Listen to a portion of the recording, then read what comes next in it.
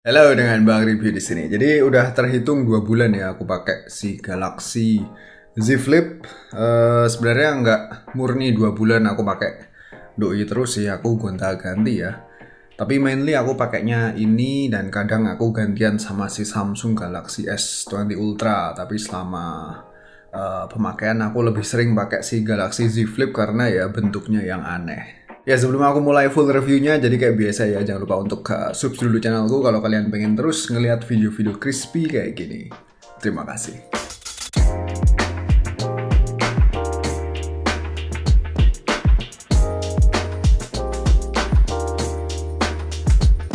Aku mulai dari earphone bawaannya ya. Jadi untuk smartphone seharga 21 juta, kualitas earphone-nya ini ya menurutku kurang mengesankan. Jadi karakter audionya tuh kental di frekuensi high yang diikuti dengan frekuensi mid ya. Frekuensi low-nya bass-nya rada malu-malu. Jadi treble-nya tuh dominan dan aku sendiri agak begitu demen sama audio dengan karakter yang kayak gini ya. Ini karakter audionya rada mirip-mirip kayak Galaxy Buds, tapi si AKG itu lebih better sih. Tapi sisi positifnya adalah kabel earphone-nya tersebut dibalut nylon ya, jadinya lebih durable. Habis itu tingkat kenyamanan di kuping juga baik dan tersedia pilihan ear tips-nya juga dalam boxnya kalau kamu ngerasa ear tips yang terpasang kurang sesuai. Sekarang beralih ke sang smartphone ya. Seperti kita ketahui bahwa si Galaxy Z Flip ini merupakan smartphone yang sangat anti mainstream karena bisa di flip. Ya, jadi aku sangat salut ya sama Samsung yang selalu terus berinovasi pada smartphone Android-nya dan berani untuk ngeluarin smartphone, memproduksi smartphone dengan target pasar yang bisa dibilang sangat segmented ya. Ya, aku bilang segmented karena pertama harganya mahal. Ini merupakan smartphone Samsung termahal saat ini ya, 21, sekian juta. Dan ngomong soal smartphone yang bisa dilipat, ini layarnya tentu juga ikutan ngelipet ya. Ini merupakan sesuatu yang sangat wow di tengah kejenuhan bentuk smartphone yang saat ini gitu-gitu aja. Ya kalau zaman dulu kita punya handphone yang bisa dilipat, tapi kan yang kelipat bukan layarnya ya. Kalau ini kan selayar-layarnya bisa dilipat. Hub. Belum ada kan yang bisa kayak gini. Ya ada sih, yaitu si Motorola Razr, tapi kan doi nggak masuk ke Indonesia. Dan dulu pas aku unboxing, aku kan pernah cerita kalau engselnya ini rada berat ya ketika dilipat. Tapi sekarang selama penggunaan 2 bulan ini aku ngerasa engselnya jadi tambah enteng ya. Tapi ya nggak kepleh-kepleh juga sih, tetap solid ya ketika posisinya kayak gini, nggak goyang-goyang. Material body bagian belakangnya ini Gorilla Glass 6 ya. Terus samping-sampingnya metal ya, tipikal warna hitam smartphone-nya Samsung ya. Permukaan bagian belakangnya ini fingerprint magnet. Dan karena harga smartphone ini rada edan ya, 21 juta, ya lagi-lagi aku sebut harganya. Aku nggak mau ambil resiko smartphone ini kebanting terus rusak. Oleh karena itu aku pakein cover leather dari Samsung ini ya. Mungkin kalian udah pada nonton videonya ya, aku pernah bahas tentang leather covernya Samsung ini yang harganya 900.000. Ini kulit asli ya, bukan abal-abal. Dan setelah dipakai sih tampilannya jadi tambah wah ya. Dan jujur aku prefer pakai case kayak gini aja karena dari segi grip jadi tambah enak ketika buka tutup sang smartphone. Dan sedikit kekurangan adalah case-nya ini pada bagian atas kanan pojok sini. Kalau dipencet-pencet agak bunyi kretek-kretek gitu ya. Ini tandanya bahwa lemnya mungkin udah agak berkurang tingkat kelengketannya, tapi masih solid sih sebenarnya. Sekedar info bahwa leather covernya ini dilem ya, jadi kayak ada selotipnya gitu dan ya kencang sih sebenarnya ya. Kemudian layar, jadi layarnya ini merupakan foldable dynamic AMOLED berukuran 6,7 inch ya, dengan resolusi FHD+ dan support HDR10+. Jadi layarnya ini menurutku bisa dibilang bukan glass ya, bukan glass yang pada umumnya. Karena kalau aku cek di situsnya Jerry Rig Everything, mungkin kalian udah pada tahu ya, beliau ngetes ketahanan durabilitas layarnya di garuk-garuk gitu dan dengan mudah layarnya lecet. ya rentan banget baret ya. Sebenarnya hal ini rada mengecewakan, tapi ya aku sedikit bisa memaklumi karena kan layar lipat kayak gini merupakan teknologi yang baru. Masih sedikit banget yang mengaplikasikannya ke smartphone dan aku yakin para engineer akan mengimprove durabilitasnya seiring waktu ya. Anyway, jadi setelah pemakaian 2 bulan ini apakah unitku ini layarnya udah baret? Ya. Ternyata setelah aku pentelengin secara saksama belum ada baret sama sekali ya, jadi masih mulus. Tapi yang terjadi adalah layarnya ini tampak dekil karena aku selama ini nggak pernah sama sekali untuk ngelap layarnya pakai gombal andalanku ya. Bukan gombal sih, lap yang buat ngelap kaca ya, khusus kaca. Tapi kan ini bukan sepenuhnya kaca. Ya bukan glass yang kayak biasa yang ada di smartphone pada umumnya ya. So mending aku ambil amannya aja, nggak usah dilap lah, bodo amat. Tapi terlepas dari kekurangannya, aku sangat suka sama tone warna layarnya yang sangat vibrant ya, gonjreng banget. Selama pemakaian screen mode-nya selalu kuset ke vivid ya. Dan untuk tingkat brightness di outdoor sayangnya sedikit kurang. Terus rasio layar yang sangat widescreen kayak gini sebenarnya sih aku demen ya. Tapi pada app kayak Instagram ketika ngeliat stories maka rada ke-crop tampilannya. Kemudian pada bagian tengah layarnya ini ada apa ya istilahnya ya, ada sedikit legoan horizontal gitu ya. Lesung ya. Jadi pas bagian lipatannya ini kalau diraba-raba kelihatan ada legoannya dikit.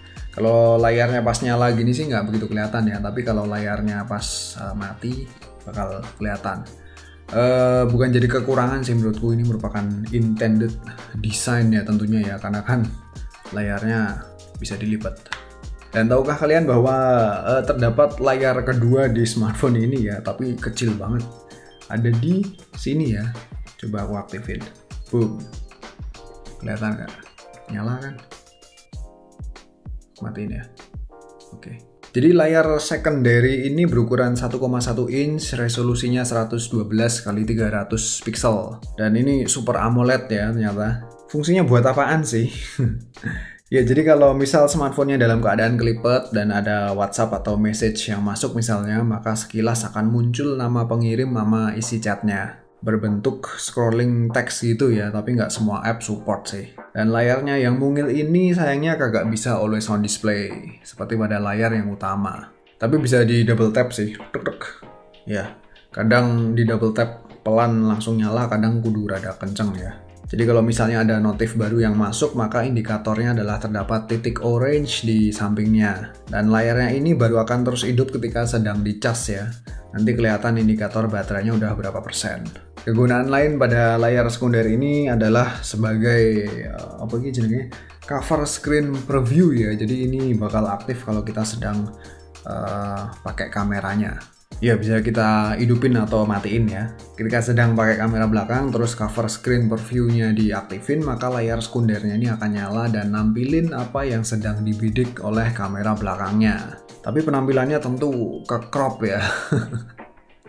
Ya faedahnya ya mungkin bisa buat framing ketika kita foto-foto.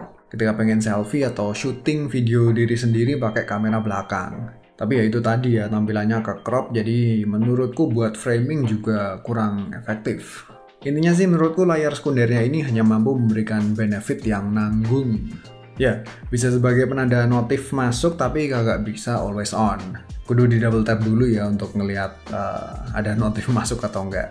Kalau fungsi cover screen preview menurutku juga kurang maksimal karena ya tampilannya ke-crop kayak tadi.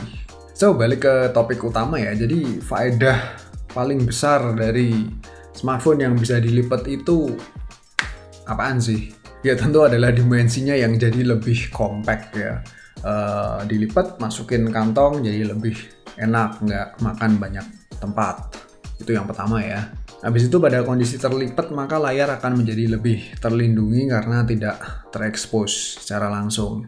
Toh pada border layarnya ini kan ada sedikit gundukan ya yang bikin layarnya tuh tidak saling menyentuh ketika dilipat. Selain itu kalau kalian kagak punya tripod maka ya smartphone-nya bisa dilipat 90 derajat kayak gini terus ditaruh di meja dan ya bisa difungsiin sebagai smartphone yang bisa duduk ya tanpa perlu bantuan tripod. Jadi pada app kamera bawaannya bakal ngerubah tampilan setengah layarnya menjadi live view sehingga memudahkan kita untuk framing ya. Aku akui fungsi kayak gini emang berfaedah sih, misalnya buat selfie foto atau video atau buat tiktokan kali ya tanpa perlu ribet bawa tripod. Tapi aku jarang tiktokan, bukan jarang sih, nggak pernah malah. Siapa di sini yang suka tiktokan? Dan apakah app-app lain juga support fungsionalitas kayak gitu? YouTube ya, YouTube support. Tapi ya siapa juga yang mau nonton video YouTube dengan tampilan yang lebih kecil? Ya mending HP-nya jangan dilipat dan ditonton secara full aja ya, malah lebih enak menurutku. Intinya sih belum banyak app yang support fungsi lipat 90 derajat seperti ini ya. Karena kan smartphone lipat ya juga masih langka ya. Sehingga belum banyak para developer yang mensupport fungsionalitas tersebut. Dan selama pemakaian sehari-hari sih kebiasaanku adalah selalu ngelipat smartphone-nya ketika tidak dipakai ya. Ya, aku selalu memfungsikan doi sesuai kodratnya untuk selalu dilipat. Tapi ya ada dampaknya ya. Aku jadi males buka smartphone. Karena prosesnya jadi lebih panjang ya. Pertama aku harus buka dulu, terus nge-unlock. Itu kan merupakan step tambahan ya dari smartphone pada umumnya yang biasanya tinggal kita angkat terus kita unlock, kita bisa ngelihat home-nya kan. Mungkin jadi agak sedikit merepotkan ya, tapi ya ini fungsinya juga sebagai gaya sih. Coba kalian pakai smartphone ini di depan umum terus kalian ngeluarin smartphone-nya terus kalian buka kayak ini, pasti orang kanan kiri bakal ngelirik kamu. Itu udah terjadi pada aku ya. Orang-orang pada penasaran ini smartphone Oppo sih, kok bisa dilipat. Sekarang beralih ke performa ya, jadi ditenagai oleh Snapdragon 855 Plus. Ini merupakan chipset high-end.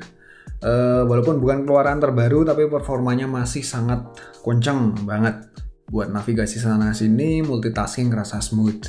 Aku tes nge-game berat, COD mobile, opsi graphic quality yang tersedia hingga very high ya, dan frame rate-nya di max. Itu udah paling pol mentok kanan. Tapi selama gaming aku prefer di graphic quality high sama frame rate max aja karena menurutku cenderung terasa lebih stabil. Tapi yang jadi concern adalah peningkatan suhu pada layarnya yang termasuk panas, agak nyaman. Ini termasuk tinggi loh ya suhunya. Namun untuk bagian belakangnya ternyata jauh lebih adem sih. Ya kalau game-game berat mending jangan di smartphone ini deh. Kasian ya layarnya yang bisa dibilang tidak terlalu durable, mending dipakai buat nonton aja. Lanjut ke kamera. Jadi untuk smartphone seharga 21 juta, jumlah kamera belakang yang tersedia cuman ada 2 biji ya. Yaitu merupakan ya kamera utama sama kamera wide angle. Dua-duanya sama-sama 12 MP. Aku sih jujur lebih prefer simplicity kayak gini ya, karena trennya smartphone zaman now adalah kamera belakangnya tuh makin banyak dan bikin body smartphone jadi tampak lebih tebel ya, jadi metungul gitu, jadi ya secara estetika malah kelihatan kurang kece. Jadi kamera belakang yang utama bisa rekam up to 4K 60 fps, tapi di resolusi tersebut video stabilization-nya kagak aktif. Namun ketika direkam pada resolusi 4K 30 fps, video stabilization-nya baru jalan ya. Walau ada sedikit jitter pada kamera yang utama, tapi kalau kamera yang wide lebih mulus stabilization-nya. Hal yang kurang lebih sama juga ditemuin pada kamera depannya, dan untuk kualitas perekaman audio terdengar baik ya. Tes. Kameranya si Galaxy Z Flip.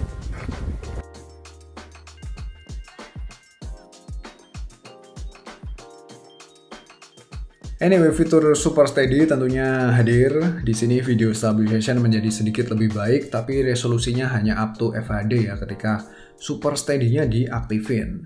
Dan sekedar info, ketika sedang rekam kita bisa sambil gonta-ganti focal length kamera belakangnya. Kemudian ada pula ini ya, live focus video. Ini tentunya fitur khasnya Samsung dengan berbagai macam background blur yang bisa dipilih. Overall separasinya sih cukup rapi dan hanya bisa rekam di resolusi FHD tanpa video stabilization. Oh ya, jadi selain mode Pro untuk foto ada juga mode Pro video ya. Ini sesuatu yang baru di flagship Samsung. Jadi kepake kalau kamu pengen manual-manualan ya, mungkin kalian pengen bikin film atau apalah. Ya, mode yang akhirnya nongol juga dan mungkin akan berguna buat sebagian kalangan. Kalau aku sih ya prefer nge-shot di auto aja deh. Dan sekarang sektor fotografinya, kebiasaanku adalah ketika foto-foto auto HDR selalu ku onin, scene optimizer juga selalu ku hidupin. Habis itu untuk selfie tone-nya aku set ke cool ya, karena menurutku paling menarik warnanya, dan beautifikasinya aku set di default. Jadi kamera belakangnya menghasilkan warna yang cenderung vivid ya, aku suka. Untuk kamera yang utama, overall kualitasnya ya udah cukup sih. Kalau untuk kamera wide angle-nya tampak sangat wide ya. Sangat signifikan perubahan field of view-nya kalau dibandingin sama kamera yang utama. Tampak lebar banget ya. Terus titik fokusnya juga terpusat banget di tengah, sehingga tepi-tepian foto tampak ngeblur, kurang sharp.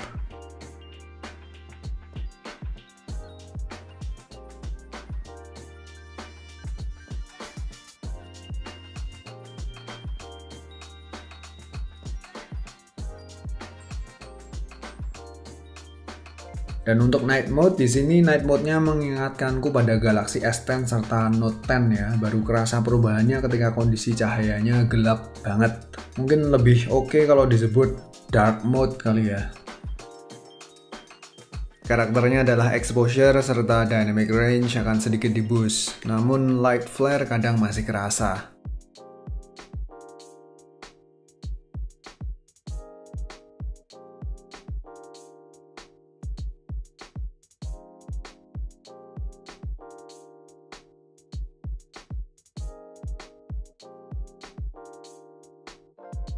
Sedangkan untuk kamera depan, perubahan yang diberikan dari night mode kadang malah tampak lebih signifikan.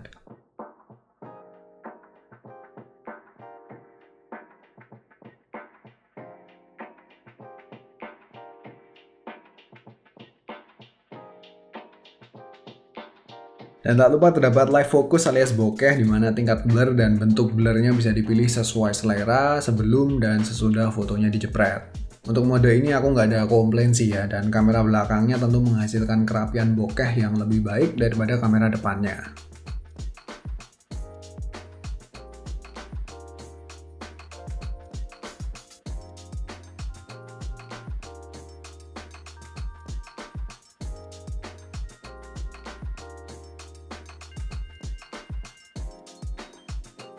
Dan secara overall, sektor kamera tidak ada yang terlalu menonjol ya, biasa aja. It works, but for me it's not that special. Sekarang move on ke kelengkapan fitur ya. Jadi fingerprint sensor tuh kagak ada di dalam layar. Fingerprint sensornya ini ada di power buttonnya di atasnya. Menurutku sih nggak masalah ya. Dan doi ini support up to 4 sidik jari dengan kecepatan yang gegas. Terus ada face unlock juga, tapi ketika di low light jadi lemot. Bahkan kadang suka gagal ya. So mending pakai fingerprint aja, toh lebih secure. Sensor-sensor termasuk komplit, ada NFC, terus ada wireless charging juga. Yang kagak ada tuh water resistant atau waterproof ya. Untuk hal ini aku bisa rada memaklumi sih ya, karena kan mekanisme smartphone yang bisa dilipat gini tentu akan memberikan banyak celah ya, dan celah-celah tersebut kalau kudu dikasih seal ya bakal ribet banget. Jadinya ya oke lah, nggak ada water resistant atau waterproof. Untuk saat ini mungkin nggak apa-apa.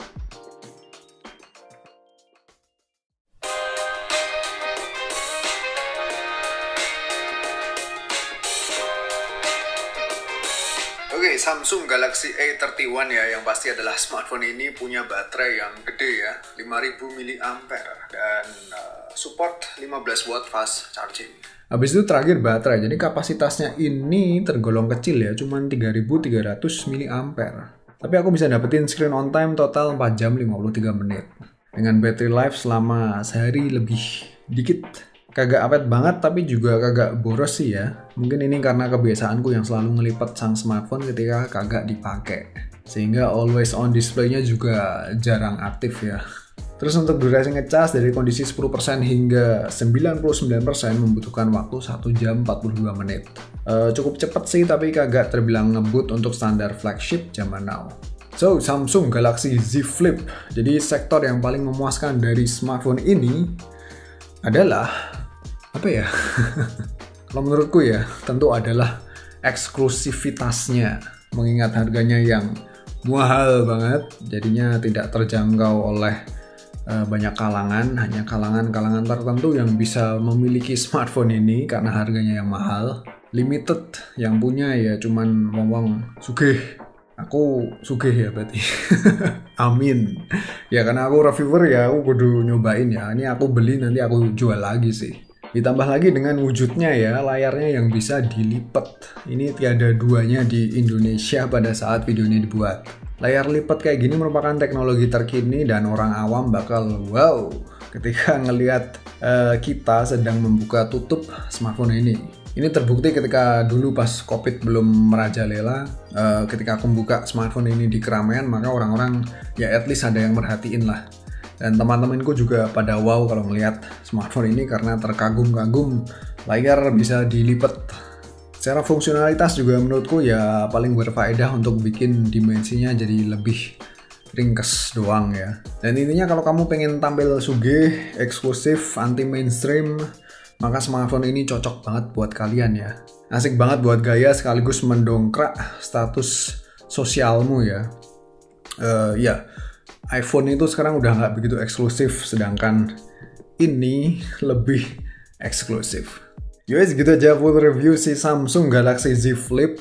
Jujur terlepas dari kekurangannya, aku cukup suka sama smartphone anti mainstream kayak gini ya, karena kagak boring tampilannya. Aku harap sih ada versi yang lebih murah ya, setuju nggak?